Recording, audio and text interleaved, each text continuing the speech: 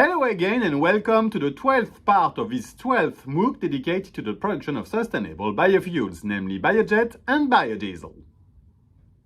In the previous video, I told you that we now have to improve the cloud point of the paraffins produced. But before that, let's see what are the operating parameters of this hydrotreatment section.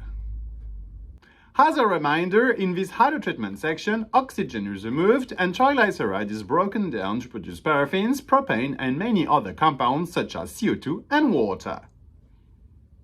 It is also necessary to remove nitrogen, which is a poison of the downstream section. We therefore logically monitor the residual oxygen and nitrogen content of the liquid that will be treated in the downstream section.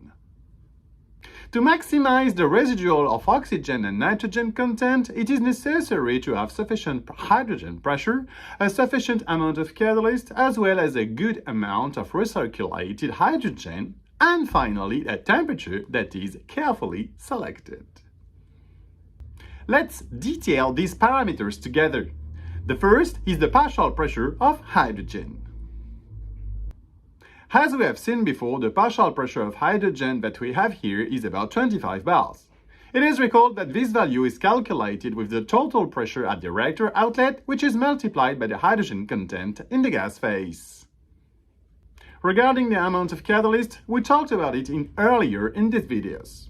And we mentioned the fact that we generally consider 0.5 to 2 times the hourly volume flow of the fresh liquid feed. It should be noted that this value depends on the pressure of the unit, the contaminant content of the feed, and the cycle length objective. The amount of hydrogen that is recycled is also very important. Remember, we mentioned the fact that we were recirculating about 30 tons per hour of hydrogen, or 3,000 kilomoles per hour of gas, since we have a molecular weight of 10 kilograms per kilomole. That is about 2,000 kilomoles per hour of hydrogen, since we have about 72 mole% of hydrogen in this gas. We generally make this calculation, which represents the number of noble cubic meter per hour of pure hydrogen compared to the amount of fresh feed in cubic meter per hour of liquid at 15 degrees C.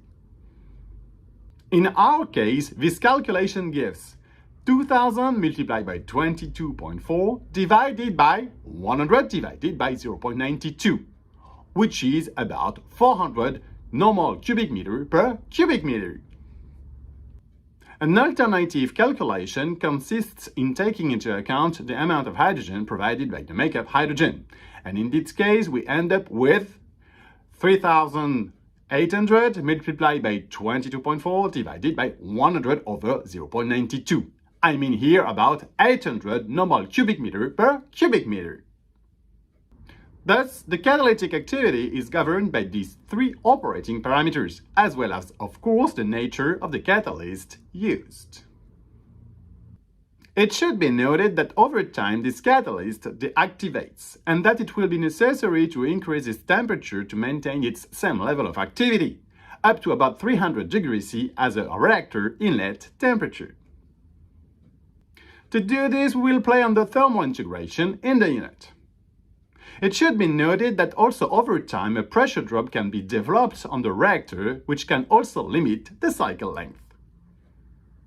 The typical cycle length is between 1 to 4 years, depending on the feed and the operating conditions. Note that when increasing this temperature, we will tend to do more decarboxylation over hydrodeoxygenation, which theoretically leads to consume less hydrogen but to produce more CO2.